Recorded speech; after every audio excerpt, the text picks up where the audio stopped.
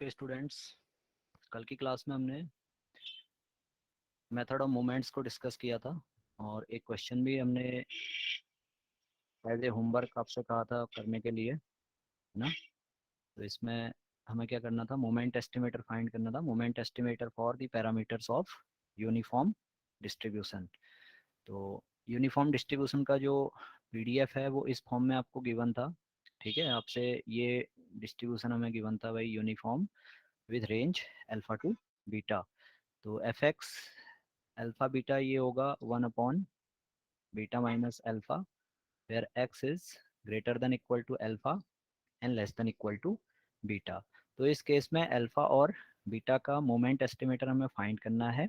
ठीक है, तो सबसे पहले तो हम देखेंगे नंबर ऑफ पैरामीटर्स कितने हैं। तो हमने देख लिया भाई नंबर ऑफ पैरामीटर्स क्या हैं, दो हैं। तो दो इक्वेशंस हमें सॉल्व करनी होगी। ठीक है, जो इक्वेशंस होंगी वो mu R dash equal to M are dash की हेल्प से हम ड्राइव करेंगे।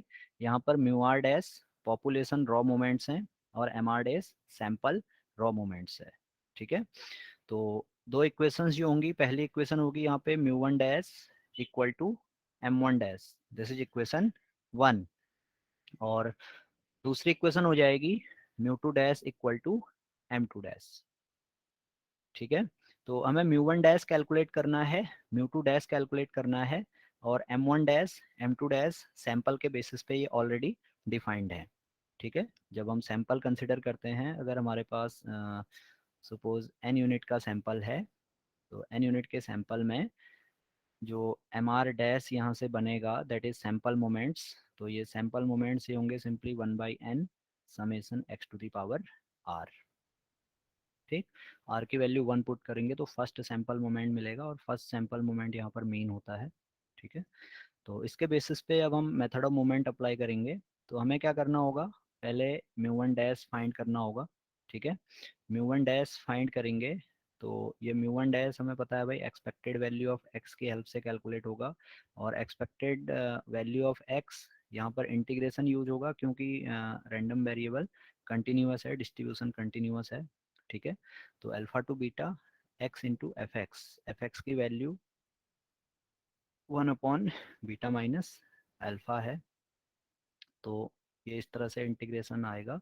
तो यहाँ पर 1 अपॉन बीटा माइनस अल्फा, ये तो पैरामेट्रिक फंक्शन है, कांस्टेंट है। ठीक है, तो इंटीग्रेशन से हम बाहर ले सकते हैं, और अंदर रहेगा alpha to beta x D x. और एक्स डी एक्स का इंटीग्रेशन सभी स्टूडेंट्स को नोन है, ये इंटीग्रेशन होगा एक्स स्क्वायर बाई टू। अब लिमिट है, तो हम लिमिट अप्लाई करेंगे alpha to beta, upper limit beta and lower limit alpha. तो इसे जब हम सिंप्लीफाई करते हैं, तो ये 1 अपॉन बीटा माइनस अल्फा तो ये रहा, और एक्स स्क्वायर में ये देखिए बीटा अपर लिमिट पुट करेंगे तो बीटा स्क्वायर बाई टू मिलेगा, लोअर लिमिट पुट करेंगे तो अल्फा स्क्वायर बाई टू मिलेगा। ठीक है, तो इसे अगर हम सिंप्लीफाई करें, तो ये 1 upon beta minus alpha into beta square minus alpha square divided by to, ये आएगा। तो यहाँ से beta square minus alpha square, इसको हम beta minus alpha into beta plus alpha इस फॉर्म में लिख सकते हैं, upon twice of beta minus alpha. तो इसे आप देखेंगे ये टर्म हमारी बैलेंस हो गई, तो हमें मिलेगा beta plus alpha by to. तो ये पता है हमें, ये होता है मीन ऑफ यूनिफॉर्म डिस्ट्रीब्यूशन। आप चाहते तो इसे डायरेक्टली भी यहाँ पर कर सकते थे। ठीक है, कुछ स्टूडेंट को प्रॉब्लम है सॉल्यूशन में, तो इसलिए मैं यहाँ पे कर रहा हूँ इसे। तो mu one dash equal to beta plus alpha divided by two. ठीक, तो म्यू वन डैश हमने निकाल लिया। तो इक्वेशन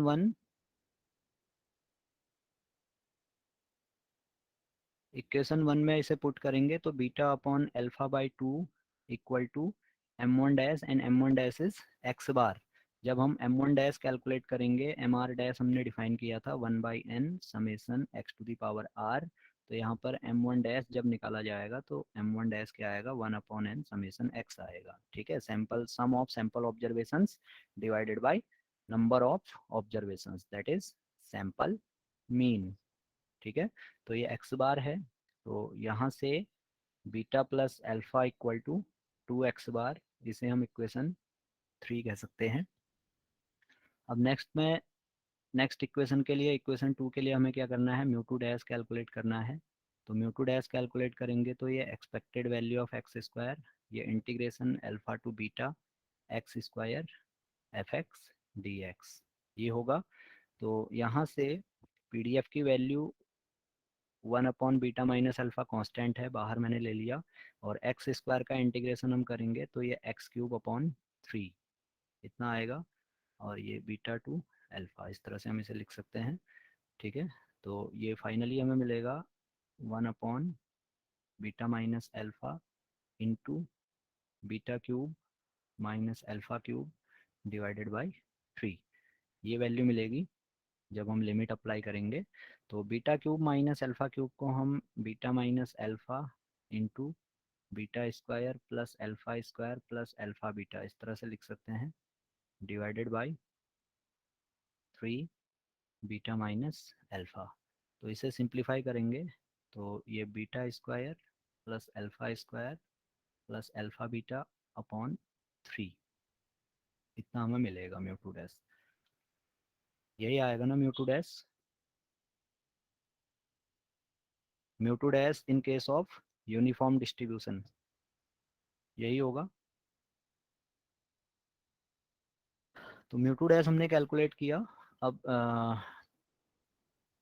इक्वेशन 2 में हम इसे पुट करेंगे। तो इक्वेशन 2 थी हमारी mu two dash equal to M two dash, ठीक है। और एम टू डैश हम जब कैलकुलेट करेंगे तो एम टू डैश होगा simply 1/n summation X square, ठीक है, एम टू डैश ये है। तो यहाँ से ये beta square plus alpha beta divided by 3 equal to, ये वैल्यू आएगी 1/n समेसन एक्स स्क्वायर, ठीक। अब जो इक्वेशन 3 है, beta plus alpha equal to 2x bar, और ये देखिए यहाँ पर इक्वेशन जो सेकंड है, इक्वेशन सेकंड इस तरह से हमारी डेवलप हो गई, beta square plus alpha beta divided by 3 equal to 1/n summation X square, ठीक है। तो अब देखिए मेथड ऑफ मोमेंट्स में हमने सिंपली मेथड का भाई हम क्या करेंगे, मोमेंट्स को कंपेयर करेंगे, ठीक है। रो मोमेंट्स वहाँ पे हमने इक्वेशन दी थी, रो मोमेंट्स को हम कंपेयर कर रहे हैं, mu R dash equal to M are dash, ये इक्वेशन हम कंपेयर करेंगे for the values of R varies in terms of number of parameters, ठीक है। आर की वैल्यूज हम क्या करेंगे, नंबर ऑफ पैरामीटर्स के टर्म्स में यहाँ पर पुट करेंगे। जैसे नंबर ऑफ पैरामीटर्स 1 है तो आर की वैल्यू 1 पे एक इक्वेशन डेवलप होगी। अगर नंबर ऑफ पैरामीटर्स 2 हैं तो आर इक्वल टू 1 पे एक इक्वेशन बनेगी, देन आर इक्वल टू 2 पे दूसरी इक्वेशन बनेगी। तो दो अननोन्स हैं, दो इक्वेशंस हैं, सॉल्व करेंगे तो दोनों अननोन्स की वैल्यू निकल जाएगी। इसी तरह से नंबर ऑफ पैरामीटर्स के हैं तो हमें क्या करने होंगे, के साइमल्टेनियस इक्वेशंस सॉल्व करनी होती हैं, ठीक है। तो मेथड ऑफ मोमेंट्स में क्या है, मोमेंट कंपैरिजन है। तो यहाँ पर जनरली हमने रॉ मोमेंट्स की बात की थी, तो इसी तरह से हम क्या कर सकते हैं, सेंट्रल मोमेंट्स को भी कंपेयर कर सकते हैं, ठीक है। तो ये इक्वेशन भी क्या होगी, मेथड ऑफ मोमेंट्स में हम यूज कर सकते हैं, जहां पर आर की वैल्यू अगेन ये वैल्यूज क्या होंगी, 1 से लेके के तक हम यूज कर सकते हैं। तो अल्टरनेटिवली हम क्या कर सकते हैं, कहीं पर रॉ मोमेंट्स के कंपैरिजन की हेल्प से, कहीं पर सेंट्रल मोमेंट के कंपैरिजन की हेल्प से हम इक्वेशंस डेवलप करेंगे और उन इक्वेशंस को साइमल्टेनियसली सॉल्व करेंगे तो हमें के पैरामीटर्स के एस्टिमेटर्स मिल जाएंगे, ठीक। तो यहाँ पर हम इसी रूल को फॉलो करते हैं। देखिए थोड़ा सा इक्वेशन क्या है, टिपिकल बन रही है ना। तो हम क्या करें, mu two dash mu one dash हमारे पास था, म्यू वन डैश की वैल्यू है बीटा प्लस अल्फा बाई 2, और म्यू टू डैश भी हमारे पास है, म्यू टू डैश की वैल्यू है beta square plus alpha beta divided by 3। तो हम इन दोनों की हेल्प से, म्यू वन डैश और म्यू टू डैश की हेल्प से क्या करें, म्यू टू कैलकुलेट कर लें, ठीक है। म्यू टू कैलकुलेट करेंगे तो mu two dash minus mu one dash square, ये फॉर्मूला होता है म्यू टू का इन टर्म्स ऑफ, ये होता है second central moment in terms of raw moments about origin. तो इस की हेल्प से हम म्यू टू कैलकुलेट करें, और इस इक्वेशन से हम क्या कर लें, mu two equal to M two, इस तरह से देखें तो क्या इक्वेशन आती है, ठीक है। अगर वो सिंपल इक्वेशन होगी तो फिर हम क्या कर सकते हैं, उसे इक्वेशन 3 के साथ साइमल्टेनियसली सॉल्व कर सकते हैं। तो अब यहाँ पर जो M2 होगा, अब जो जनरलाइज वे में बात करें तो MR होगा। तो MR की वैल्यू होगी, ये RH सेंट्रल मोमेंट है, RH central moment for the given sample. तो इस केस में सैंपल मीन हमारे पास है, और तो ये हो जाएगा x minus x bar to the power r। इस तरह से हम एम आर को डिफाइन करेंगे सैंपल में। ठीक है, एम आर क्या है? एम आर है R th central moment in the sample. और सैंपल में सैंपल मीन ये है, तो सेंट्रल मोमेंट का जो रोटेशन होता है वो ऑलवेज क्या होता है? Always about rotation about central mean, that means arithmetic mean. ठीक है, तो इस केस में अब हमें क्या करना है? म्यू टू कैलकुलेट करना है। तो म्यू टू कैलकुलेट करने के लिए म्यू टू डैश और म्यू वन डैश की वैल्यूज को हम सॉल्व करेंगे। तो ये beta square plus alpha square plus alpha beta divided by 3, ये वैल्यू तो म्यू टू डैश की है। म्यू वन डैश का स्क्वायर हमें कैलकुलेट करना है, that means beta plus alpha by 2 whole square. तो इसे हम सिंप्लीफाई करें, जैसे beta square plus alpha square plus alpha beta divided by 3 minus alpha square plus beta square plus 2 alpha beta. ये beta plus alpha whole square हम open कर लेंगे divided by 4। ठीक है, तो इसे हम सिंप्लीफाई करें। तो सिंप्लीफाई करने पे देखो, ये 4 beta square plus 4 alpha square plus 4 alpha beta ये रहेगा, और ये minus 3 alpha square minus 3 beta square minus 6 alpha beta divided by 12। तो ये हम सिंप्लीफाई करें, तो 4 beta square minus 3 beta square, that is beta square 4 alpha square minus 3 alpha square, that is plus alpha square and 4 alpha beta minus 6 alpha beta, that is minus 2 alpha into beta divided by 12। तो इसे हम square के term में लिख लें, तो ये beta minus alpha whole square divided by 12, ये म्यू टू होगा। ठीक है, mu two that means variance of uniform distribution. तो जनरली यहाँ पर इतने कैलकुलेशन की जरूरत तो हमें नहीं पड़ती है। ठीक है, हम सिंपली क्या करेंगे? Mean of uniform distribution that is alpha plus beta divided by 2 and variance of uniform distribution that is beta minus alpha whole square divided by 12। ये वैल्यूज हम क्या कर सकते हैं? डायरेक्टली यूज कर सकते हैं। ठीक है, तो यहाँ से अब देखिए, जो फर्स्ट इक्वेशन थी, फर्स्ट इक्वेशन है beta plus alpha equal to 2x bar, जिसे हमने इक्वेशन थर्ड कहा है। और सेकेंड इक्वेशन हम बना सकते हैं, देखो सेकेंड इक्वेशन होगी mu two equal to M two. अब हम क्या कर रहे हैं? सेंट्रल मोमेंट्स का यूज कर रहे हैं। ठीक है, सेंट्रल मोमेंट्स का यूज इसलिए कर रहे हैं क्योंकि जब हम रॉ मोमेंट्स का यूज कर रहे हैं तो वहां पर थोड़ा सा इक्वेशन टिपिकल आ रही है। ठीक है, तो ये mu two equal to M two हम लें, तो यहाँ से जो इक्वेशन हमें मिलेगी, ये मिलेगी beta minus alpha square divided by 12 equal to m2, that means 1 by n summation x minus x bar whole square. ठीक है, तो इसे जब हम सिंप्लीफाई करेंगे, तो ये देखिए beta minus alpha whole square equal to 12 divided by n summation x minus x bar square, ये वैल्यू मिलेगा। तो यहाँ से बीटा माइनस अल्फा ये हमें मिल जाएगा square root of 12 by n summation x minus x bar square. ठीक, तो बीटा माइनस अल्फा हम यहाँ पे लिख लें, तो बीटा माइनस अल्फा की वैल्यू है root 12 by n summation x minus x bar square. Clear? This is equation 4। तो अब हम इजीली यहाँ पर एलिमिनेशन मेथड से बीटा और अल्फा की वैल्यू फाइंड कर सकते हैं। दो इक्वेशंस हैं और दो अननोन्स हैं, तो इन दो इक्वेशंस को हम सॉल्व करेंगे तो बीटा कैप और अल्फा कैप की वैल्यू हमें मिल जाएगी। तो अगर इसे हम ऐड कर दें, इक्वेशंस को ऐड कर दें, ठीक है, तो इक्वेशंस को ऐड करेंगे तो अल्फा हमारा एलिमिनेट हो जाएगा। अल्फा एलिमिनेट होगा तो ये twice of beta equal to 2x bar plus square root of 12 divided by n summation x I minus x bar whole square. इस तरह से ये वैल्यू हमें मिलेगी। ठीक है, तो यहाँ से बीटा हम सॉल्व करें, तो ये एक्स बार प्लस, अब देखिए 12 है, 12 को हम लिख सकते थे 4 इंटू 3, और 4 का स्क्वायर रूट ये 2 होता है, तो इसे हम यहाँ ले लेंगे बाहर, तो ये ट्वाइस इंटू रूट 3/n इस तरह से लिख सकते हैं। तो 2 से ये 2 और ये 2 बैलेंस हो जाएगा, तो फाइनली हमें मिलेगा 3/n summation x minus x bar whole square. तो ये बीटा कैप हो जाएगा, beta cap that means moment estimator in case of uniform distribution. तो इसको हम इस तरह से भी लिख सकते हैं, x bar plus root 3 into s square, where s square is sample variance and is given by 1 by n summation xi minus x bar whole square। ठीक है। इसी तरह से जब अल्फा कैप हम फाइंड करेंगे, तो अल्फा कैप में ये रिजल्ट माइनस के साथ आएगा, x bar minus root 3 into s square. Simply क्या करोगे, बीटा की वैल्यू, जो बीटा की वैल्यू हमने कैलकुलेट की है, इसे किसी एक इक्वेशन में हम पुट कर लेंगे। ठीक है, तो ये अल्फा कैप आ जाएगा। तो इसमें किसी को कोई डाउट है कैसे हमने इसे सॉल्व किया है, इसके सॉल्यूशन में कोई डाउट नहीं है, तो ये वैल्यूज़ भी आप चाहो तो इसे याद रख सकते हैं, या कैसे हम सॉल्व कर रहे हैं ये आप सॉल्यूशन समझ सकते हैं।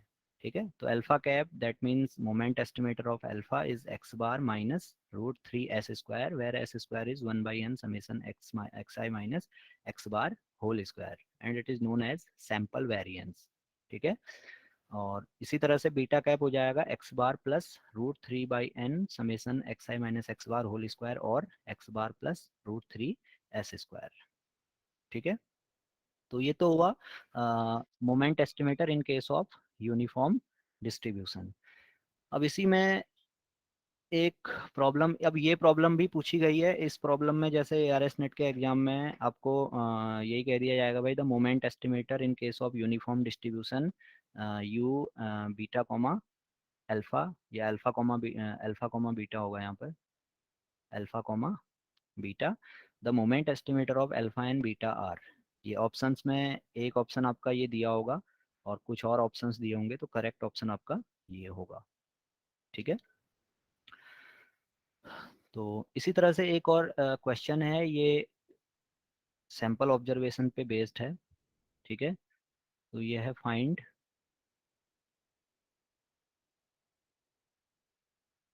Moment estimator for theta,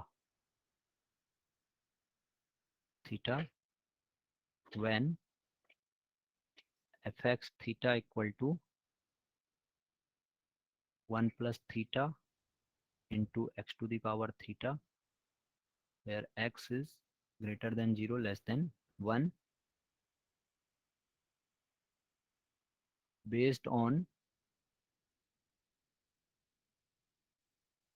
a sample of size 10 with observations। अब ये observations हमें given है, फर्स्ट ऑब्जर्वेशन है 0.60, इसी तरह से बाकी ऑब्जर्वेशंस गिवन है।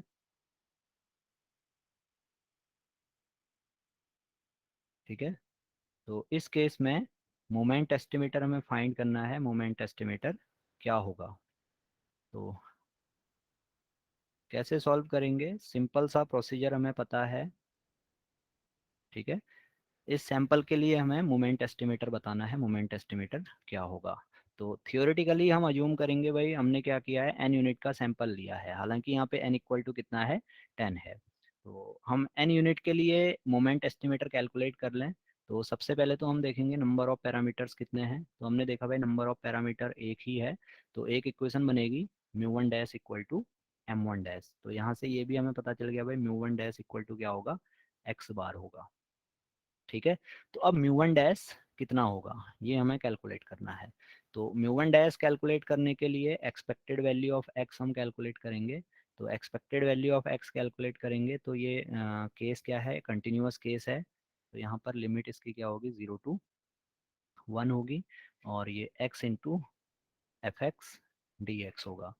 ठीक है, तो इस केस में एफ एक्स की वैल्यू हम पुट करें, तो limit 0 to 1 X into F x की वैल्यू है 1 plus theta into X to the power theta D X. ठीक है, तो 1 प्लस थीटा तो पैरामीटर है, एज ए कांस्टेंट ट्रीट होगा, तो ये 0 to 1 और ये फाइनली मिलेगा एक्स टू दी पावर। अब देखिए बेस हमारी सेम है तो एक्सपोनेंट ऐड हो जाएंगे, तो एक्सपोनेंट हमें मिलेगा थीटा प्लस वन और ये डी एक्स। ठीक है, यही होगा।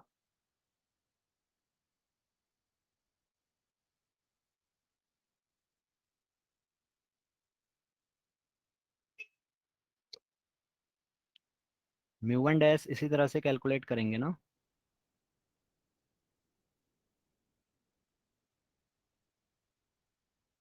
आप में से कोई बता सकता है जो पीडीएफ का स्ट्रक्चर है ये किस तरह का पीडीएफ है, किस तरह का डिस्ट्रीब्यूशन है? कोई बता सकता है?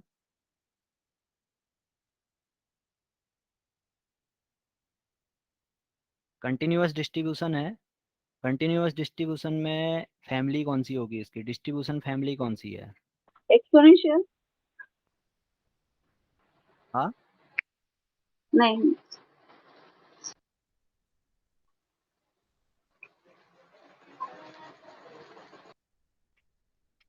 डिस्ट्रीब्यूशन फैमिली क्या होगी यहाँ पर? Beta distribution of first kind. हाँ, beta distribution of first kind. ठीक है, हमने ये डिस्कस किया था डिस्ट्रीब्यूशन फैमिली में कि भाई अगर एक्स की रेंज 0 to 1 है और पीडीएफ में हमारे पास अलजेब्रिक फंक्शन है तो वो पीडीएफ क्या होगा, बीटा फैमिली को बिलोंग करेगा, beta family of first kind. ठीक है, तो यहाँ पर हमें क्या करना है, म्यू वन डैश कैलकुलेट करना है। तो ये फॉर्मूला हम अप्लाई करेंगे। तो यहाँ पर x to the power theta plus one का इंटीग्रेशन हम कैलकुलेट करें तो ये वन प्लस थीटा इंटू इसका इंटीग्रेशन हो जाएगा x to the power n का integration x to the power n plus one, that is theta plus one divided by theta plus one with limit 0 to 1। ठीक है, तो ये हमें मिलेगा one plus theta into one upon theta plus to, x की value one रखेंगे, one की power theta plus two that is one. तो ये फाइनली हमें मिला theta plus one divided by theta plus two. ठीक है, तो जो इक्वेशन वन थी मोमेंट एस्टिमेटर्स के लिए, तो यहाँ से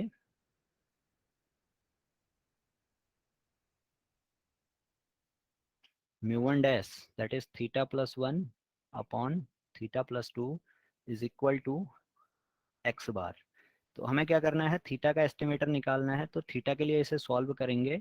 तो थीटा के लिए सॉल्व करने पे क्या वैल्यू आएगी, आप देखिए इसे सॉल्व करिए कितना वैल्यू आएगा।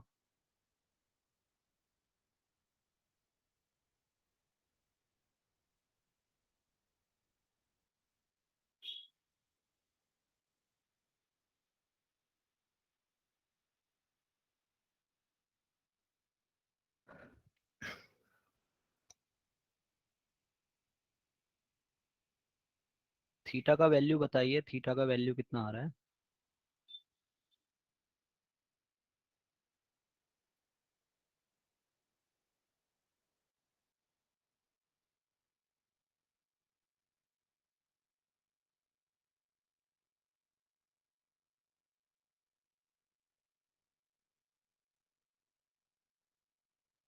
यही आएगा, theta equal to two x bar minus one divided by one minus x bar. तो ये इस केस में क्या होगा, थीटा कैप होगा। ठीक है, where x bar is one upon n summation x i, यही होगा।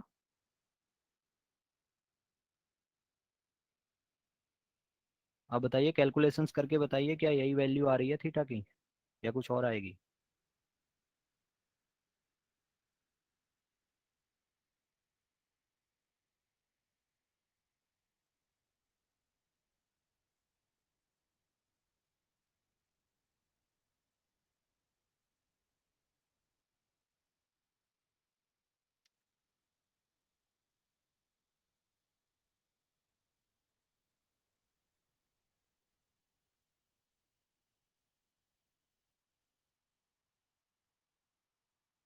थीटा कैप यही Sir, आ रहा this है। one is correct, sir.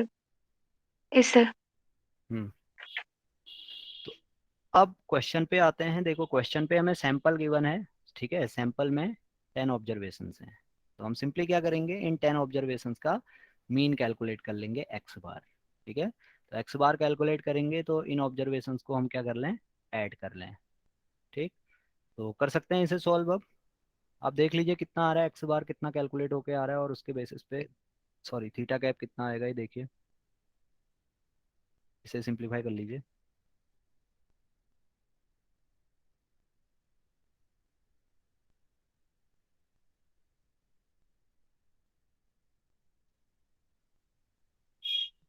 तो एक्स बार कैलकुलेट करने के लिए मैं क्या करता हूँ, यहाँ पे ऑब्जर्वेशंस नोट कर लेता हूँ। 60, 46, 38, 61, 82, 59, 53, 72, 44 एंड 0.59। तो ये ऐड कर लेंगे, तो ऐड करने पे आपको समेशन एक्स मिलेगा।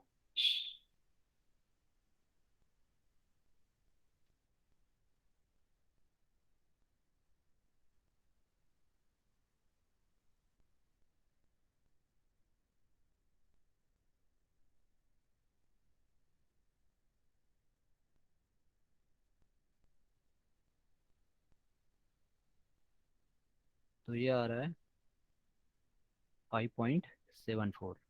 तो सम ऑफ एक्स 5.74 आ रहा है, तो एक्स बार हो जाएगा 1/10 into summation x, that is 5.74 divided by 10। तो ये वैल्यू आ जाएगी 0.574।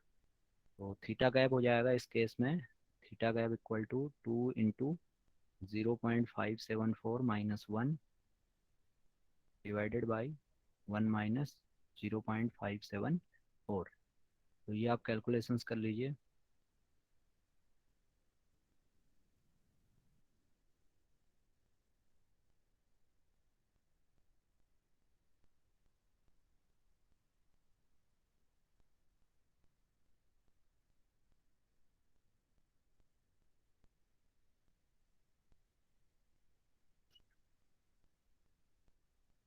ये वैल्यू आ रहा है 0.148 डिवाइडेड बाई 0.426,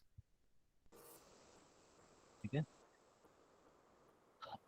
तो थीटा कैप आप कैलकुलेट करेंगे तो ये 0.3 समथिंग कुछ वैल्यू आएगी।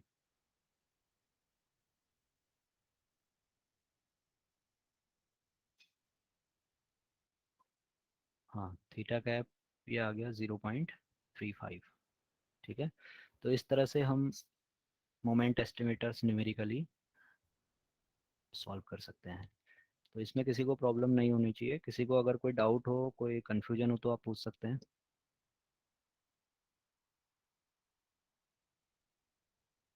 किसी को कोई प्रॉब्लम नहीं है, ठीक है। तो अब मुझे लगता है कि आप लोगों को मोमेंट एस्टिमेटर फाइंड करना आ गया है ना।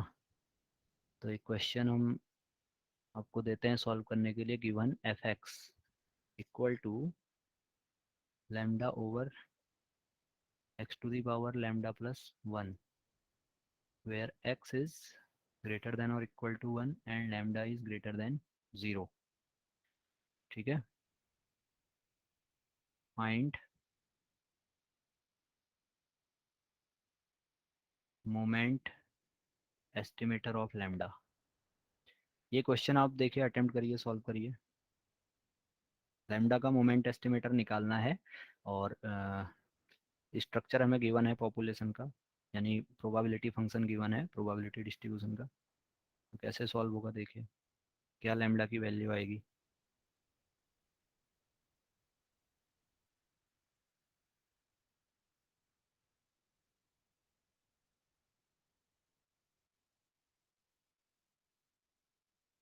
सबसे पहले तो आप देखेंगे भाई नंबर ऑफ पैरामीटर्स कितने हैं।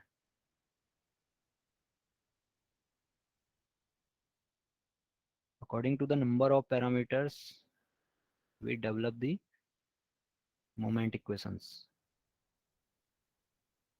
तो यहाँ पे तो क्लियर है, एक ही पैरामीटर है, सिंगल पैरामीटर है, तो सिंगल इक्वेशन बनेगी μ1 dash equal to m1 dash. तो m1 डैश ऑलरेडी डिफाइंड है, वो x बार होगा, μ1 डैश आपको फाइंड करना है। तो जरा अटेम्प्ट करिए, इसे क्या आएगा, लैम्डा कैप कितना आएगा।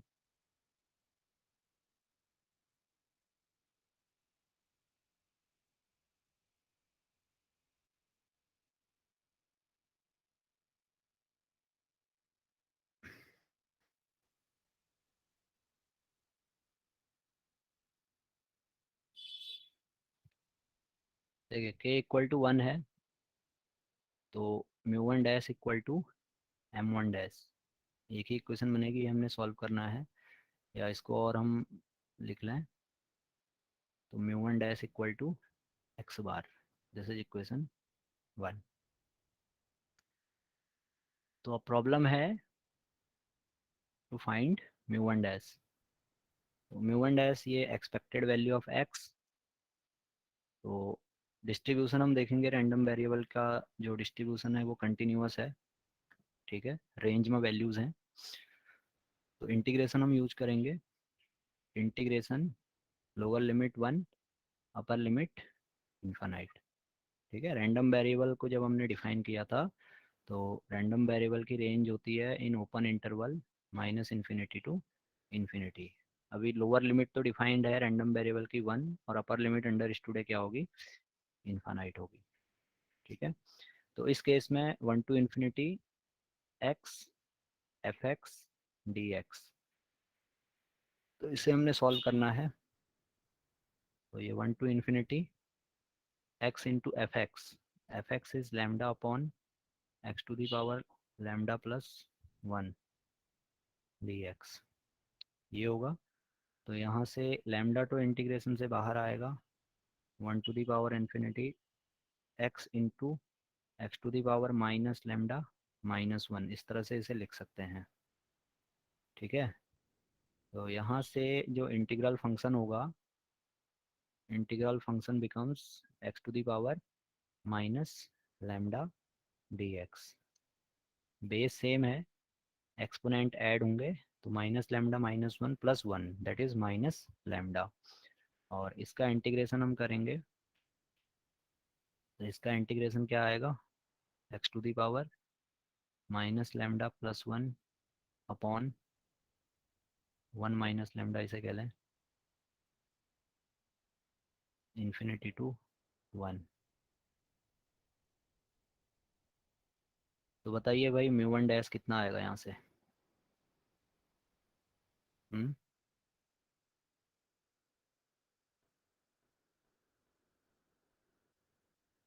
What should be the value of this limit, x to the power minus lambda plus 1 by 1। lambda is equal to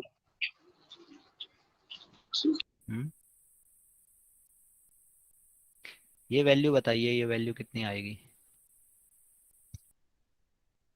with the given limits, upper limit is infinite, lower limit is 1।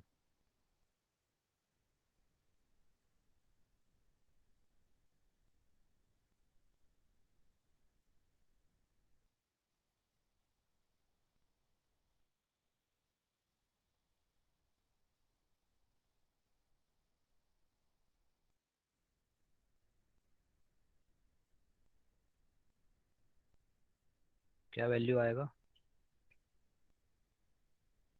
1 by lambda is lambda equal to plus x 1. bar divided by x bar plus 1.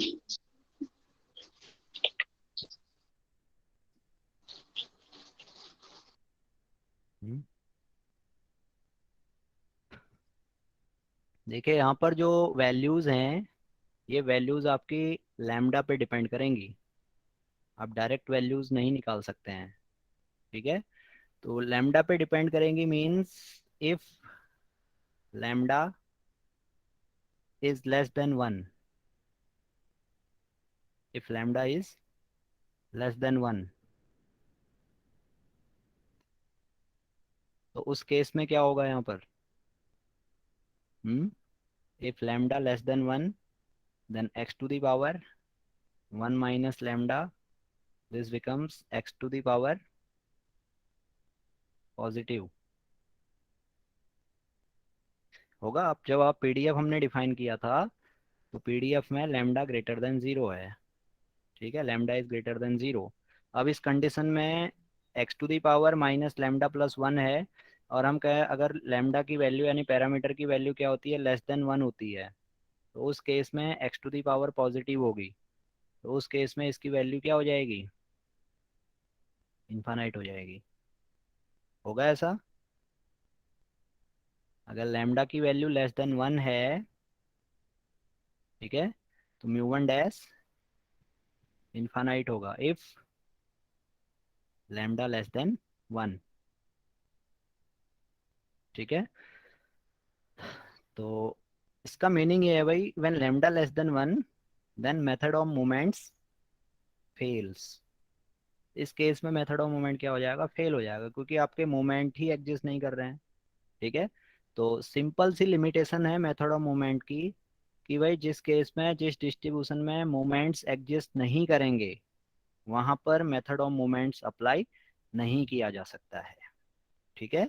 तो method of moments के लिए essential condition है mu R dash should exist for every R. तो ये limitation है। अब अगर mu R dash exist नहीं करेगा किसी भी डिस्ट्रीब्यूशन के लिए आर की किसी भी वैल्यू के लिए, तो मेथड ऑफ मोमेंट क्या हो जाएगा, उस केस में फेल्ड हो जाएगा, हम फिर मोमेंट एस्टिमेटर फाइंड नहीं कर सकते हैं, ठीक है। तो ये लिमिटेशन है। हालांकि इस केस में हम आगे बढ़ें तो हम कहें भाई इफ कंडीशन हमने लगा दी लैम्डा ग्रेटर देन 1। अब लैम्डा ग्रेटर देन 1 है तो माइनस लैम्डा प्लस 1 ये वैल्यू क्या होगी, नेगेटिव होगी, ठीक है। तो infinite to the power negative this becomes 0, तो उस केस में ये वैल्यू 0 होगी। ये कंडीशन कब होल्ड करेगी, जब लैम्डा ग्रेटर देन 1 होगा, ठीक है। लैम्डा लेस देन 1 में मेथड ऑफ मोमेंट्स क्या हो जाएंगे, फेल्ड हो जाएंगे। उस केस में अगर लैम्डा की वैल्यू लेस देन 1 है, तो पॉपुलेशन में अगर पैरामीटर की वैल्यू लेस देन 1 है तो उस केस में मोमेंट एस्टिमेटर हम फाइंड नहीं कर पाएंगे। लेकिन जैसे ही लैम्डा की वैल्यू ग्रेटर देन 1 होगी तो उस केस में ये इंटीग्रेशन हमारा एग्जिस्ट करेगा, इसकी वैल्यू होगी 0 माइनस 1/1 माइनस लैम्डा। तो इसे हम सिंप्लीफाई कर लें तो ये आ जाएगा लैम्डा अपॉन 1 माइनस लैम्डा। तो ये कब होगा, ये होगा लैम्डा ग्रेटर देन 1 के केस में। तो इस केस में फिर हम इजीली मोमेंट एस्टिमेटर फाइंड कर सकते हैं। तो इस केस में जो इक्वेशन बनेगी वो होगी lambda upon 1 minus lambda equal to x bar, ठीक है।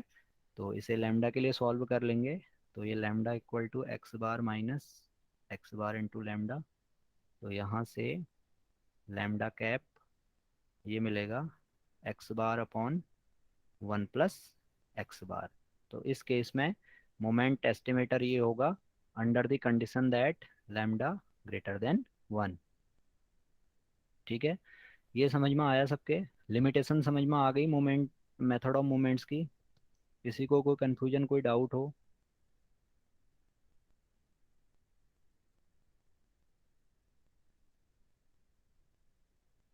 कोई डाउट नहीं है किसी को, सब समझ में आ रहा है? Sir, mu1 dash is equal to minus lambda upon 1 minus lambda है ना? Minus 1/1 minus lambda, okay, this is lambda minus 1, okay. अब ठीक है, Yes sir. माइनस कॉमन ले लिया डिनोमिनेटर से, तो ये लैम्डा अपॉन लैम्डा माइनस 1, तो इसके अकॉर्डिंग ये वैल्यू हमारी चेंज हो जाएगी, ये करेक्ट कर लेना इसे। तो ये हो जाएगा x bar into lambda minus x bar, ठीक है। तो यहाँ से लैम्डा कैप की वैल्यू चेंज होगा, तो कितना हो जाएगा, x bar upon x bar minus 1, ठीक है। और कंडीशन होगी लैम्डा ग्रेटर देन 1। और लैम्डा लेस देन 1 में मोमेंट्स एग्जिस्ट नहीं करेंगे, तो उस केस में मेथड ऑफ मोमेंट फेल हो जाएगा। तो लिमिटेशंस हो गई, mu R dash exist for each value of r, that is 1 to up to k। तो अगर ये कंडीशन किसी भी डिस्ट्रीब्यूशन के लिए होल्ड नहीं करती है, जैसे किसी डिस्ट्रीब्यूशन में 2 पैरामीटर्स हैं, नंबर ऑफ पैरामीटर्स आर 2, और म्यू वन डैश तो एग्जिस्ट करता है but mu two dash exist नहीं करता है, तो उस केस में भी मेथड ऑफ मोमेंट्स की हेल्प से मोमेंट एस्टिमेटर आइडेंटिफाई नहीं होते हैं। ठीक है, तो ये मेथड समझ में आ गया होगा सबके, और यहाँ से आपको ये भी पता चल गया होगा कि एस्टिमेटर्स क्या हैं। Estimators are the function of sample observations which are used to estimate the population parameters. ठीक है, तो अब हमने देखा भाई मेथड ऑफ मोमेंट्स तो काफ़ी इजी मेथड था, लेकिन इसकी कुछ लिमिटेशंस भी हैं। अब बहुत सारे डिस्ट्रीब्यूशंस ऐसे होते हैं जहाँ पर मोमेंट्स एग्जिस्ट नहीं करते हैं, तो उस केस में हम मेथड ऑफ मोमेंट्स को अप्लाई नहीं कर सकते हैं। तो इसमें फिर एक और मेथड हमने नेक्स्ट मेथड डेवलप किया, जिसे सभी को पता है, मेथड ऑफ मैक्सिमम लाइक्लीहुड। ठीक है, मेथड ऑफ मैक्सिमम लाइक्लीहुड। तो ये मेथड क्या होता है, तो इसे समझने के लिए पहले हमें लाइक्लीहुड फंक्शन क्या होता है ये समझना पड़ेगा। ठीक है, जैसे प्रोबेबिलिटी फंक्शन है उसी तरह से लाइक्लीहुड फंक्शन होगा। प्रोबेबिलिटी फंक्शन हमारा क्या है, रैंडम वेरिएबल की प्रोबेबिलिटीज़ को बताएगा, वहीं लाइक्लीहुड फंक्शन बताएगा भाई किसी पैरामीटर के मिलने का चांस क्या है, किसी सैंपल में पैरामीटर के मिलने का चांस क्या है। ठीक है, तो इसको थोड़ा सा देखिए समझते हैं। हमने क्या किया, हमने पैरामीटर्स को एस्टिमेट करने के लिए n यूनिट का एक रैंडम सैंपल कंसीडर किया है।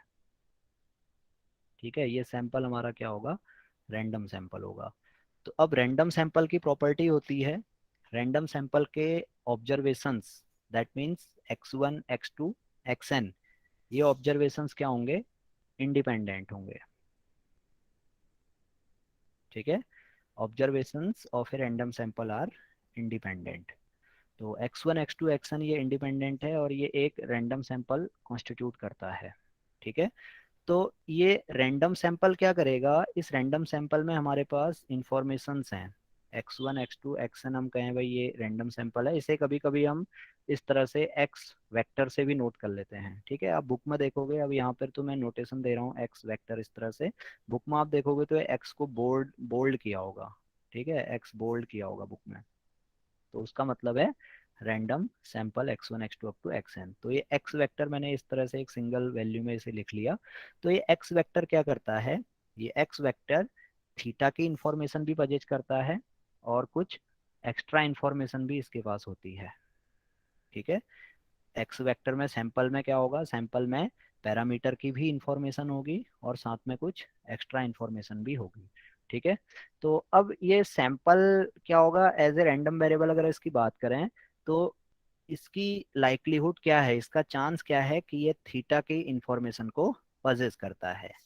तो वो जो फंक्शन डेवलप होगा, function of these sample observations which devise a rule to find the likelihood of the parameter theta is known as the likelihood function। यानी क्या होगा, इस सैंपल ऑब्जर्वेशंस का एक प्रोबेबिलिटी फंक्शन जो क्या बताएगा, थीटा के लाइक्लीहुड को बताएगा, थीटा के अकरेंस को बताएगा, वो फंक्शन हमारा क्या होगा, लाइक्लीहुड फंक्शन होगा। अब होगा क्या, बेसिकली देखिए प्रोबेबिलिटी फंक्शन ही है। ठीक है, अब मैंने बताया भाई कंडीशन क्या है, रैंडम सैंपल है, रैंडम सैंपल में ऑब्जर्वेशंस इंडिपेंडेंट हैं। ठीक है, और सैंपल किसी पर्टिकुलर पीडीएफ से हमने ड्राइव किया होगा, यानी किसी पॉपुलेशन से हमने कंसिडर किया होगा, उस पॉपुलेशन का स्ट्रक्चर सपोज क्या है, एफ एक्स कॉमा थीटा की फॉर्म में है। ठीक है, रैंडम वेरिएबल और पैरामीटर्स हैं, पैरामीटर जनरली मैं यहाँ पे थीटा कंसिडर कर रहा हूँ, हम के पैरामीटर फैमिली कंसिडर कर सकते हैं। ठीक, तो इसमें कंसिडर करेंगे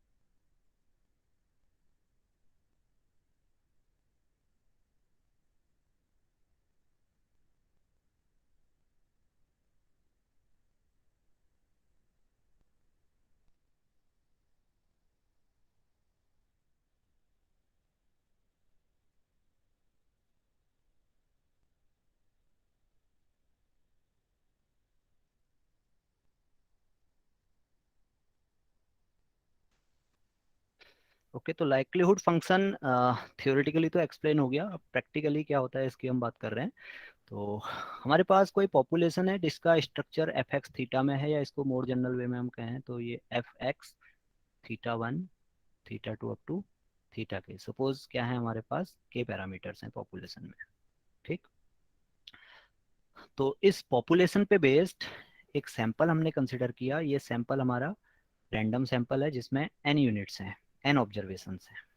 ठीक, तो इसका मतलब है भाई इस x1 का स्ट्रक्चर भी इसी फॉर्म में होगा, x1 की प्रोबेबिलिटी भी इसी फॉर्म में होगी, x2 की प्रोबेबिलिटी इसी फॉर्म में होगी, इसी तरह से xn की प्रोबेबिलिटी भी इसी फॉर्म में होगी। ठीक है, यानी हमारे पास क्या होंगे, डिफरेंट प्रोबेबिलिटी फंक्शंस होंगे, fx1 होगा, fx2 होगा एंड fxn होगा। ठीक है, हर ऑब्जर्वेशन का डिस्ट्रीब्यूशन क्या है यहाँ पर, हम कहें भाई आई डी हम इसे कह सकते हैं, आइडेंटिकली एंड इंडिपेंडेंटली डिस्ट्रीब्यूटेड। ठीक है, तो इस केस में अब लाइक्लीहुड फंक्शन हमने डिफाइन करना है। तो लाइक्लीहुड फंक्शन को अगर हम डिफाइन करें तो लाइक्लीहुड फंक्शन को कैपिटल एल से हम डिनोट करेंगे।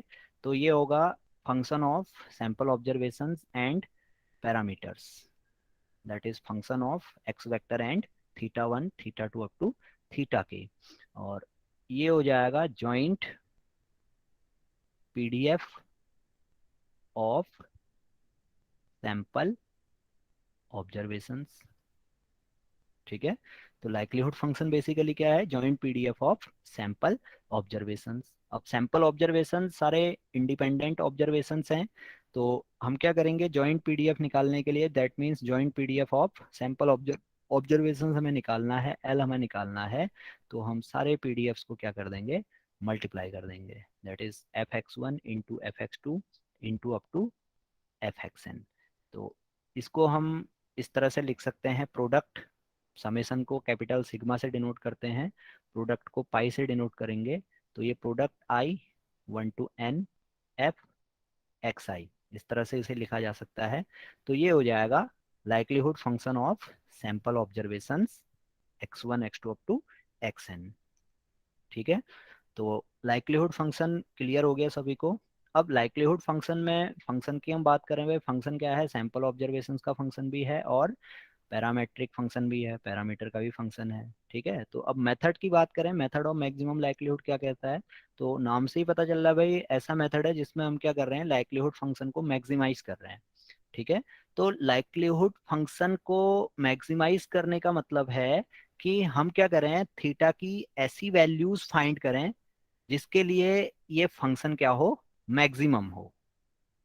ठीक है, थीटा की ऐसी वैल्यूज फाइंड करें मींस थीटा की ऐसी वैल्यूज हमें कहाँ फाइंड करनी है, सैंपल में फाइंड करनी है। मैंने बताया था आपको सैंपल का, सैंपल में क्या है, सैंपल में थीटा से रिलेटेड इंफॉर्मेशन भी है और कुछ एक्स्ट्रा इंफॉर्मेशन भी है। तो हमें क्या करना है, इस एक्स्ट्रा इंफॉर्मेशन को मिनिमाइज करना है और थीटा के इंफॉर्मेशन को मैक्सिमाइज करना है। ठीक है, तो इसके लिए मैथमेटिकली जो रूल होगा, मैथमेटिकली हम मैक्सिमा एंड मिनिमा का कॉन्सेप्ट अप्लाई करेंगे। ठीक है, तो क्या कॉन्सेप्ट होता है, इसे अगर हम डिस्कस करें, हम कहें भाई y क्या है, x का फंक्शन है और हमें x की ऐसी वैल्यू चाहिए जिसके लिए फंक्शन क्या हो, मैक्सिमम हो।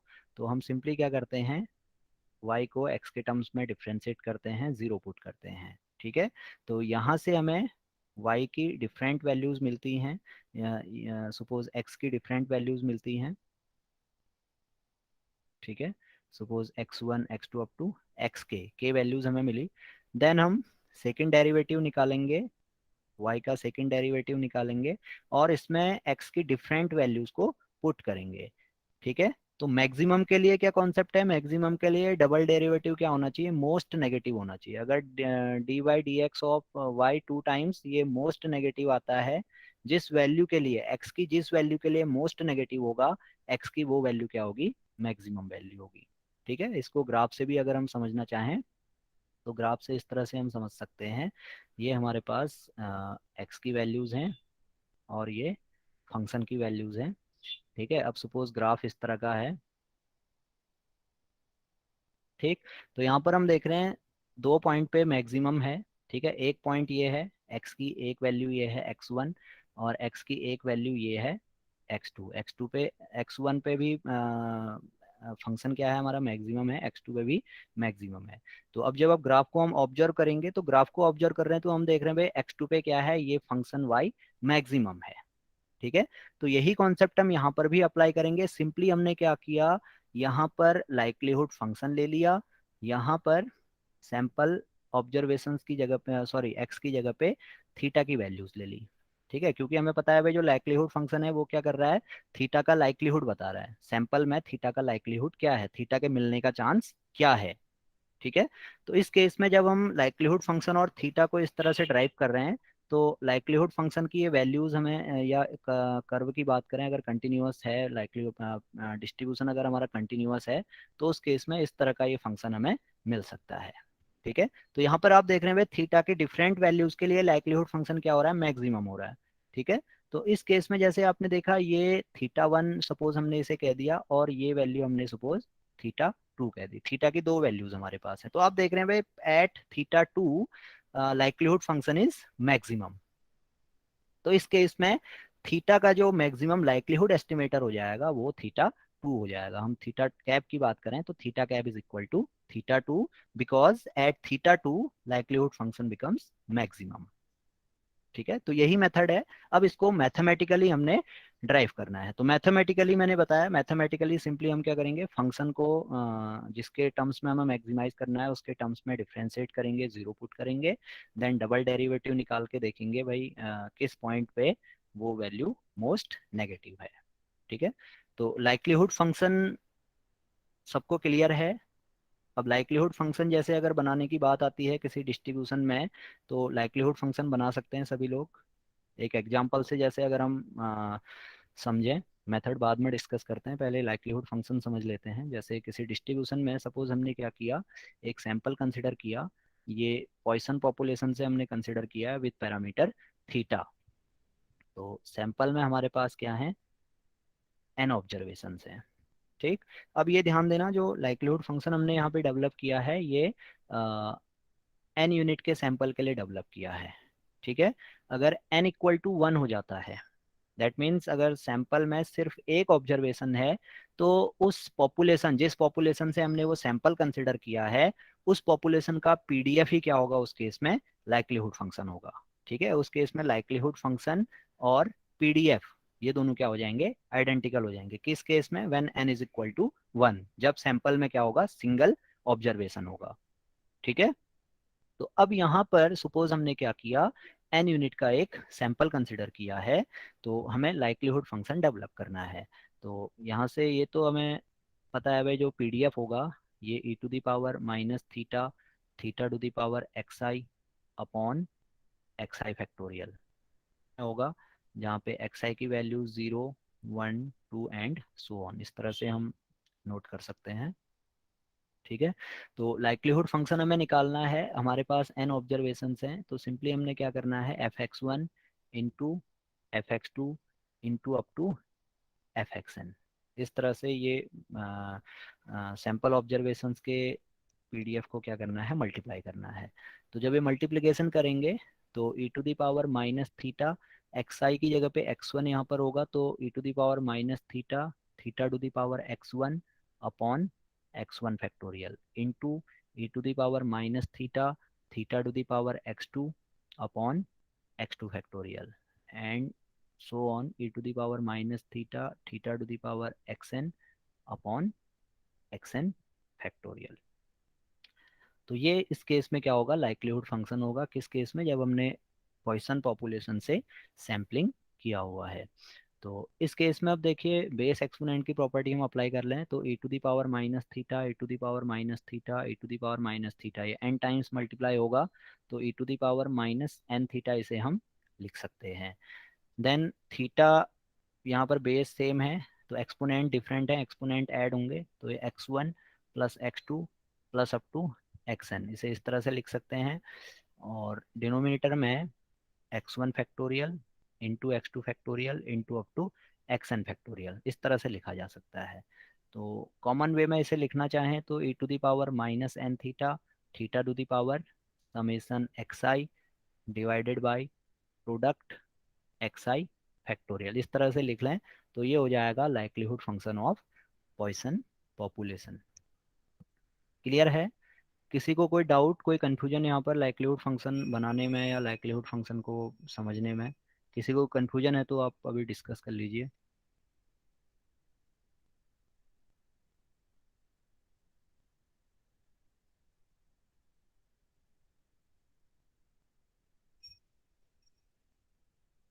अच्छा, कोई डाउट नहीं है तो लाइक्लीहुड फंक्शन बना सकते हैं। जिस भी पॉपुलेशन से सैम्पलिंग आपको गिवन होगी तो वहाँ पर आप लाइक्लीहुड फंक्शन इजीली डेवलप कर सकते हैं। ठीक है, तो अब मेथड की बात करते हैं। तो मेथड ऑफ मैक्सिमम लाइक्लीहुड कहता है भाई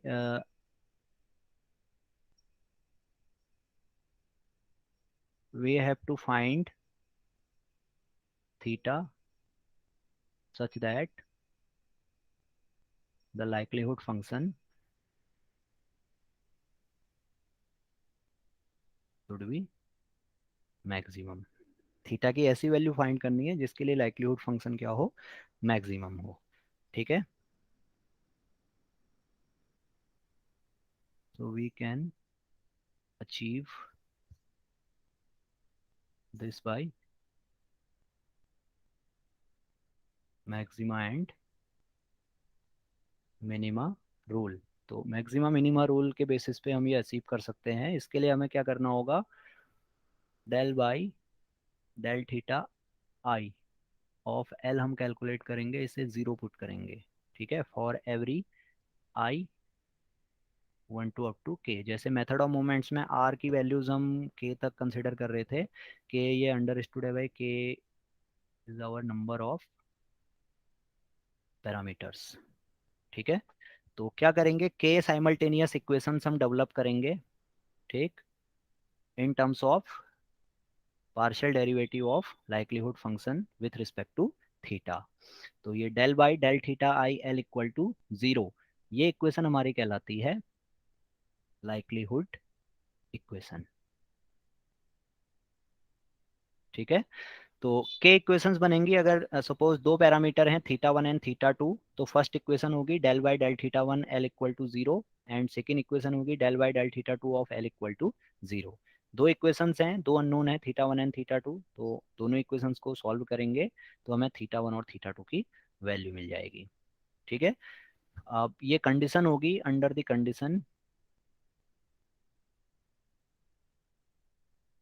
condition del by del theta I cap 2 times of L, this should be less than zero. ठीक है, ये मैक्सिमम मिनिमा की कंडीशन मैं यहाँ पे सिंपली नोट कर रहा हूँ। ठीक, तो सबसे पहला जो कंडीशन है यहाँ पर मेथड ऑफ लाइक्लीहुड के लिए, मेथड ऑफ लाइक्लीहुड एस्टिमेशन के लिए, वो है भाई del by del theta of L हमारा एग्जिस्ट करना चाहिए, और साथ में del by del theta of L 2 times ये भी हमारा एग्जिस्ट करना चाहिए। अगर ये दो डेरिवेटिव हमारे एग्जिस्ट नहीं करेंगे तो उस केस में method of maximum likelihood estimation से हम एस्टिमेटर फाइंड नहीं कर सकते हैं। ठीक है, तो ये भी ध्यान रखना है। अब लेकिन हमारे पास क्या है, हमारे पास प्रिंसिपल है। प्रिंसिपल कहता है भाई हमें क्या करना है, थीटा की ऐसी वैल्यू फाइंड करनी है जिसके लिए लाइक्लीहुड फंक्शन क्या हो, मैक्सिमम हो। तो उस केस में अगर मैथमेटिकल प्रोसीजर फेल भी हो जाता है तो हम सिंपल प्रिंसिपल के बेसिस पे एस्टिमेटर्स फाइंड कर सकते हैं। वो कैसे करते हैं वो आगे हम एग्जांपल्स डिस्कस करेंगे, तो वहां पर वो क्लियर हो जाएगा। सिंपल प्रिंसिपल आपको याद रखना है, we have to find theta such that the maximum sorry the likelihood function should be maximum. ठीक है, तो इस केस में ये लाइक्लीहुड इक्वेशन हो गई हमारी del by del theta I L equal to zero.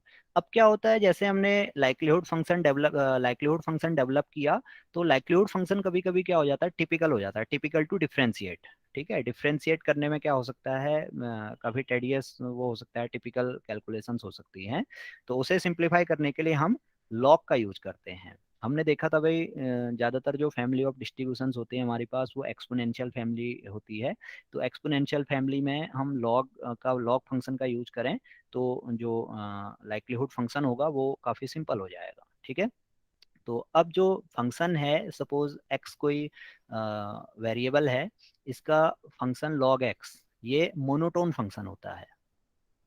ठीक है। मोनोटोनिक फंक्शन होता है, मीन्स अगर x इंक्रीज करेगा तो log x भी क्या होगा, इंक्रीजिंग फंक्शन होगा। x अगर डिक्रीज कर रहा होगा तो log x भी क्या होगा, डिक्रीजिंग फंक्शन होगा। मोनोटोनिक फंक्शन यानी एक ही डायरेक्शन में चलने वाला। ठीक है, ऐसा नहीं हो सकता कि x की वैल्यू इंक्रीज हो रही है और log x आप निकाल रहे हो तो उसकी वैल्यू किसी पॉइंट पे इंक्रीज होगी, किसी पे डिक्रीज होगी, ऐसा नहीं होगा। जिस तरह से x बिहेव करेगा उसी तरह से log x भी बिहेव करेगा। तो उस केस में हम क्या कर सकते हैं, इस लाइक्लीहुड फंक्शन को इस तरह से लिख सकते हैं, 1/l into del by del theta I of l equal to 0। That means ये इंप्लाई करेगा del by del theta I of log l equal to 0। तो ये काफ़ी इजी इक्वेशन हो जाती है। तो ये इक्वेशन हमारी क्या है, ये इक्वेशन भी हमारी कहलाती है लाइक्लीहुड इक्वेशन। ठीक है, या कभी कभी इसे लॉग लाइक्लीहुड इक्वेशन भी हम कह लेते हैं। तो ये लाइक्लीहुड इक्वेशंस हैं। अब ओबियस है भाई, ये नंबर ऑफ पैरामीटर्स पे डिपेंड करेगा। ठीक, अगर सपोज हमारे पास क्या है, k इक्वल टू 1 है, तो उस केस में हम एक ही लाइक्लीहुड इक्वेशन बनाएंगे, del by del theta 1 log l equal to 0। इसे सॉल्व करेंगे थीटा 1 के लिए। इसी तरह से अगर k इक्वल टू 2 है तो उस केस में del by del theta 1 log l equal to 0, ये पहली इक्वेशन होगी। और del by del theta 2 of log l equal to 0, ये दूसरी इक्वेशन होगी। दोनों इक्वेशंस को सॉल्व करेंगे थीटा 1 थीटा 2 के लिए, तो हमें थीटा 1 और थीटा 2 का एस्टिमेटर मिल जाएगा। ठीक है, तो इस पे बेस्ड एक प्रॉब्लम हम देखते हैं। सिंपल सी प्रॉब्लम ले लें, जैसे find maximum likelihood estimator, short में एमएलई से हम कह सकते हैं, find maximum likelihood estimator of lambda for Poisson population. तो पॉइसन पॉपुलेशन के लिए मैक्सिमम लाइक्लीहुड एस्टिमेटर हमें फाइंड करना है। तो हम क्या करें, सैंपल कंसिडर करें पॉइसन पॉपुलेशन से with parameter lambda. N unit का सैंपल हमने ले लिया। ठीक है, तो likelihood function L X vector comma lambda, इस तरह से हम इसे लिख सकते हैं। तो इसकी वैल्यू अभी हमने देखी थी, e to the power minus n lambda, lambda to the power summation x divided by product x factorial, इस तरह से। ठीक है, प्रोडक्ट में मैं ये आई वैल्यू यूज नहीं कर रहा हूँ, अंडरस्टूड है कि i varies from 1 to up to n, summation i varies from 1 to up to n xi and product i varies from 1 to up to n xi factorial, इस तरह से आप इसे समझ सकते हैं। तो लाइक्लीहुड फंक्शन मैंने ले लिया। अब सिंपली मैं क्या करूँ, सिंप्लीफिकेशन के लिए मैं लॉग ले लूँ। तो लॉग एल लेने पे ये वैल्यू क्या हो जाएगा, अब ये रूल हमें पता है, log m into n is equal to log m plus log n, and log m to the power n is equal to log n log m।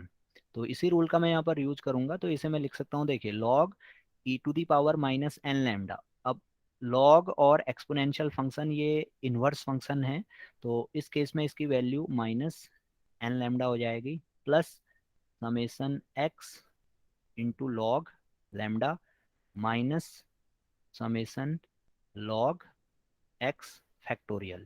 ठीक है, प्रोडक्ट पे जब लॉग अप्लाई होगा तो product that means m into n, log m into n is equal to log m plus log n।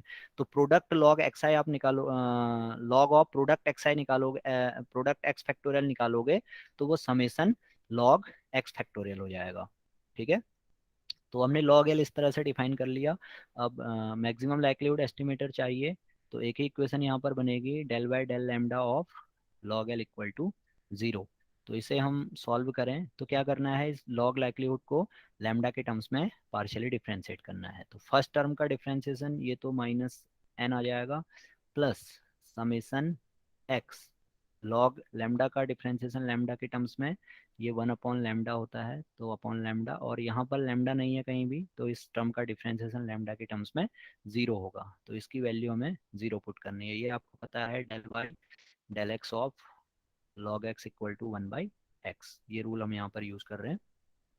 तो इसे simplify करेंगे, lambda के लिए हमने सॉल्व करना है, तो minus n lambda plus summation x is equal to 0, then lambda equal to summation x upon n, that is equal to x bar. तो यहाँ से lambda cap that is M L E of lambda is equal to x bar. ठीक है, तो lambda cap हमें क्या मिला, x बार मिला। तो इस केस में ये क्या हो जाएगा, sample mean is an MLE of lambda in case of Poisson population. तो मैक्सिमम लाइक्लीहुड एस्टिमेशन मेथड सबको क्लियर है? किसी को कोई डाउट है, कोई कंफ्यूजन है तो आप अभी डिस्कस कर सकते हैं, पूछ सकते हैं। किसी को कोई प्रॉब्लम हो इससे रिलेटेड? नहीं है? तो नेक्स्ट क्लास में कुछ और प्रॉब्लम्स हम देख, जो प्रॉब्लम्स एग्जाम में पूछी गई हैं, और फिर ये भी देखेंगे कि जो मेथड है, मैथमेटिकल प्रोसीजर है, मैथमेटिकल प्रोसीजर की क्या लिमिटेशंस हैं, कहाँ पर वो फेल हो जाएगा, और उस केस में कैसे हम प्रिंसिपल ऑफ मैक्सिमम लाइक्लीहुड की हेल्प से एस्टिमेटर्स फाइंड करेंगे। ठीक है, तो नेक्स्ट क्लास हमारी कल होगी 6:30 से। तो अभी अगर आपको कोई डाउट है, कोई कन्फ्यूजन है तो आप पूछ सकते हैं। अगर कोई डाउट नहीं है तो आप